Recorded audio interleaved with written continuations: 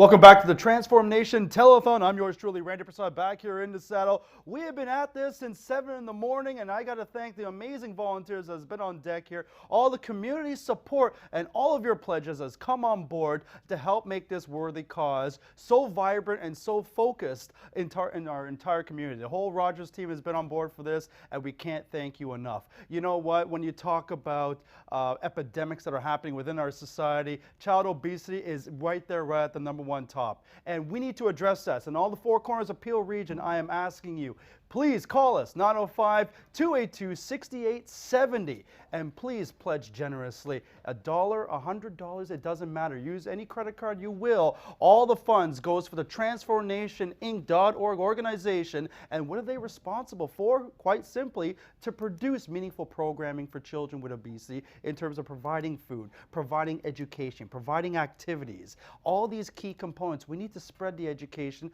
but we need to invest in our future. And our future is our children. But how are we going to do that? To build a community, we need our community, and we're asking you for your support. Please join us on the campaign for change. Join us on the fight to end child obesity, and make sure you call us 905-282-6870 and be a part of the future of the solution. You know what? I'm joined by a very special guest, Jennifer Desmond here. You are actually the president of a nonprofit women's health organization called RROPE. And you know, during the course of this broadcast, we've seen so many great acts and so many awareness campaigns throughout this show. But one key component that we haven't touched on that you're an expertise in is trauma. And there's a tremendous correlation between childhood obesity as a result, as the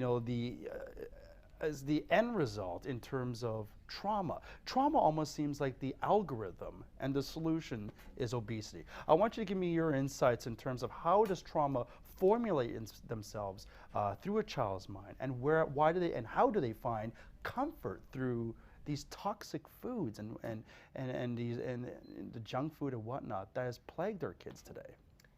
Well, Randy, when it comes to childhood obesity and trauma, they're quite closely related to our nutrition, as we know.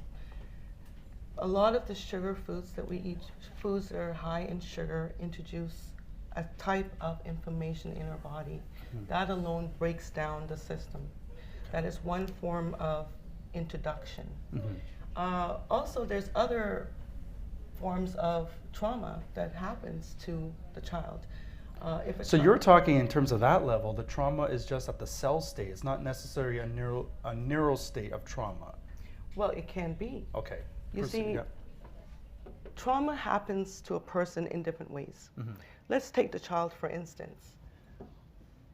Children, they play together. Well, first of all, if they have no governance in what they eat, that breaks down the system. It sets the game for other diseases and ultimately trauma. Right. But then you have that child who might be playing out with other kids and they get teased.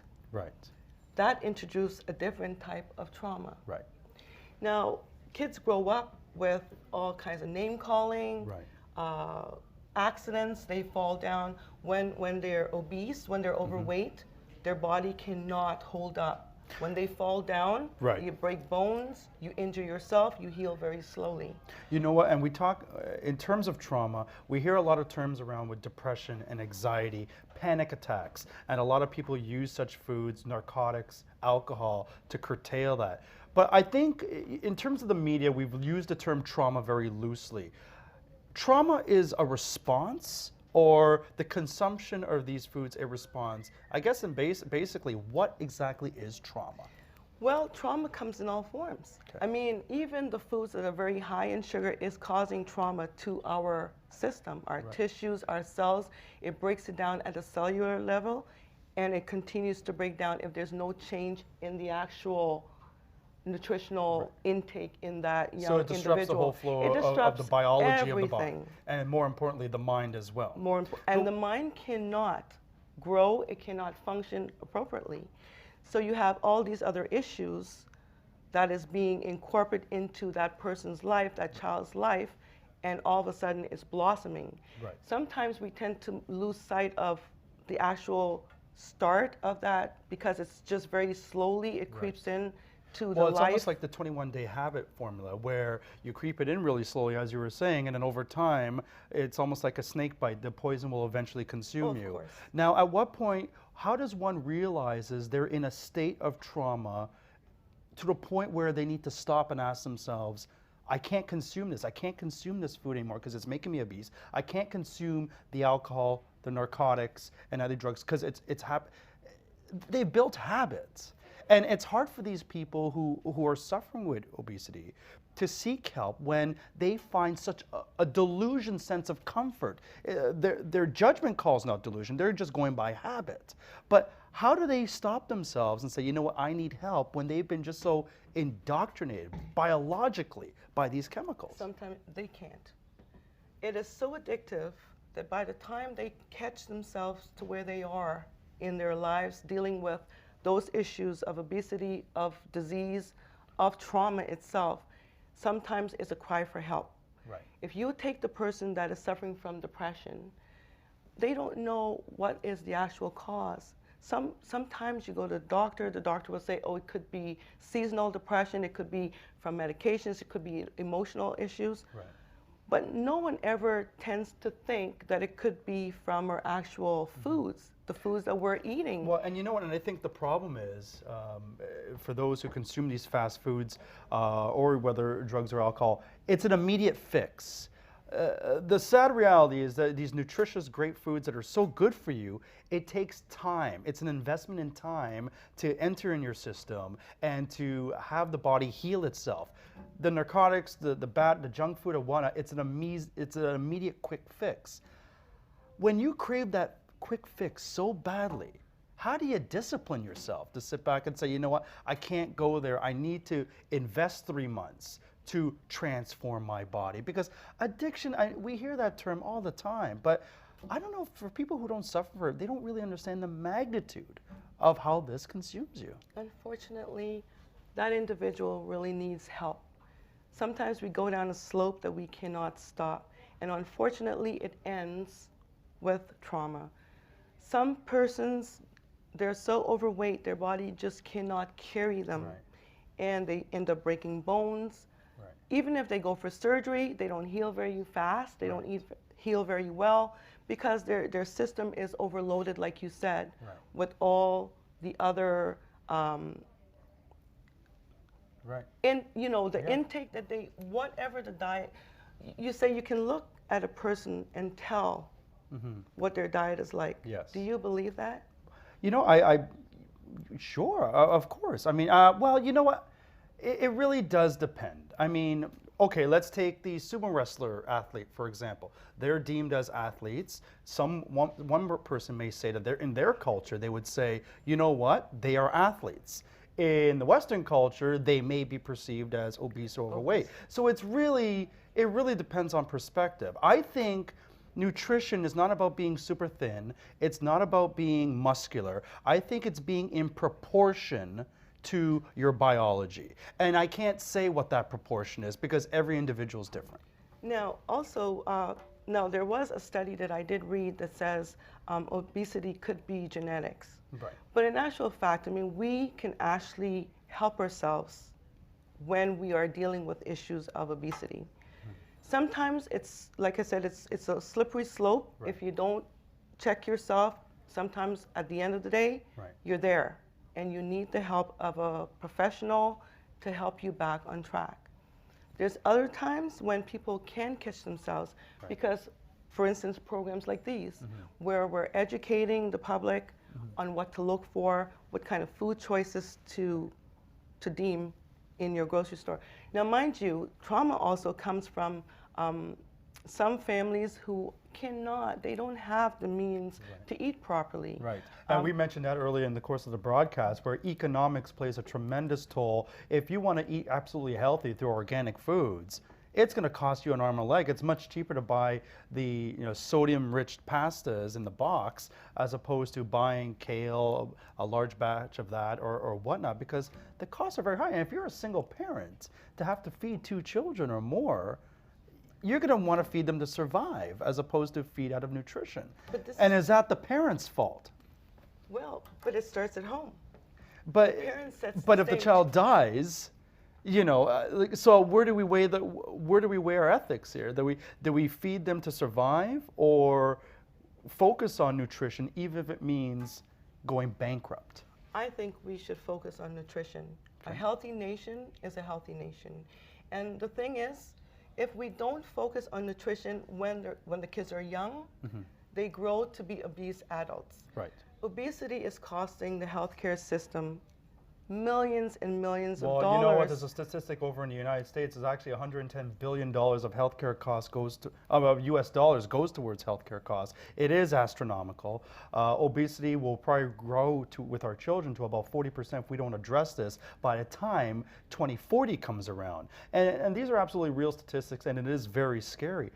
But I think it comes from the power of the mind. And I think, you know, where do people can go for help to get out of this state of depression? And we're not talking, this is a quick fix. This is an investment in yourself over time.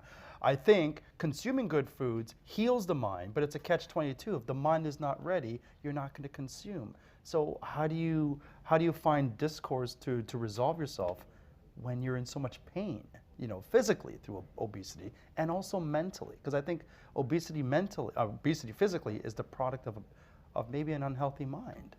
That's very, very true. There's no quick fix, like you say, but there is help out there. There's a lot of community agencies out there that's now set up. Obesity is a national strategy, and it needs to be owned by individuals as well as community partnerships in order to beat the whole obesity thing. Now, having said that, you can always go to your doctor if you're suffering from depression. Sometimes it is organic, and sometimes it isn't. I don't know about that. I don't know. I know you're a practicing surgeon by trade. Yes, that's right. Not surgeon. She is a jack of all trades in terms of medicine, so she's absolutely phenomenal. Is it cynical for me to say that I don't exactly trust everything that's prescribed to us out there, that they could actually be perpetuating the problem with these pharmaceutical drugs? Like, okay, the difference between the drugs on the street and the drugs that pharmacies give you is that one's legal and one isn't.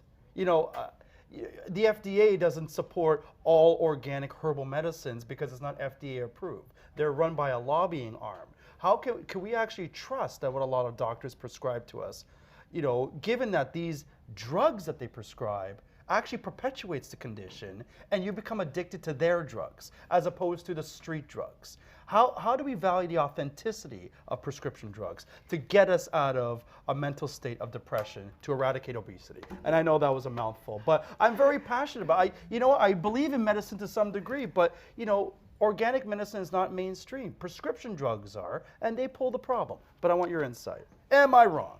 Well, I don't know how to really answer your question. That is a mouthful, and it is my forte. Right. But having said that, we have to trust. Am I wrong to be cynical? Well, there's a lot of cynicism out there. Because I think the problem is that people don't ask questions. And that is very true. And it's not out of ignorance, but I mean... They just don't know where to go to find the answers. Right. And you're right. Can you trust the doctors? I believe so. I believe our system is very safe. I want to hope so, but go on. Yeah. I believe we have a very safe system. Our doctors here in Canada, they're quite proficient. Everyone knows what is happening with individuals out here. We're all struggling. We're all struggling to make ends meet, especially at home with our meals. Not all of us can handle that. Yes, sometimes depression and other issues in obesity can be organic or genetic. But yes, you're right. It is also brought on by certain efforts, individual efforts that we do take on personally. Now, in terms of the drug administration, I think they're trying to do their very best to combat this. I think they're trying to do their best to address the needs. I'm not so. I don't really know how to answer this question, to be honest with you, because it is a much bigger I am part of that system, right. But I also believe in a naturopathic medicine system as well. And so that comes back to organics. Now, you said before that you're right, the best foods to go is organic, but not everyone can afford that. Right. But not necessarily, because even the organic foods, even as costly as they are, sometimes doesn't really meet the need of that individual. Right. I mean, over the counter, going to a normal grocery store, you can still buy the same foods to prepare your body against trauma. Right. Now, it's important that we understand too that if you're already obese, ideally you want to work on your weight issues. That also can lead to depression. That Right. also can lead to trauma. Because sometimes the doctor will say, okay, now we have to put you on this exercise program to lose some weight, you know, change your diet, and this ultimately would lead you in a path that would lead you down a healthy road. But that person's been so accustomed to living a certain way for so long. Well, it's hard to break those habits. It's the effort Absolutely. there. And sometimes a lot of people do try, but then, like I said, the bones are weakened Right. because of the extra weight. Right. You already have heart issues. Absolutely. You have other diabetes from increased sugars. Right. You have all these other phenomenal things going on that to arrest the problem sometimes could be Absolutely. a serious. You know what? And you know what? Absolutely, Jen. And you know, we can actually go on for hours on this particular topic. Thank you so much, Jennifer, for your time. Folks, 905 is the number, 232-6870 is the number to call. Your campaign, your support through all the coins you can to help us out will be truly appreciated. Folks, we're going to be back with more on the telethon here to end obesity. Stay with us for more after this. You are watching live coverage of the Transform Nation Telethon exclusively on Rogers TV. Tune in all day today until 7 p.m. in support of raising funds to end childhood obesity. To make a donation, please visit www.transformnation-inc.com.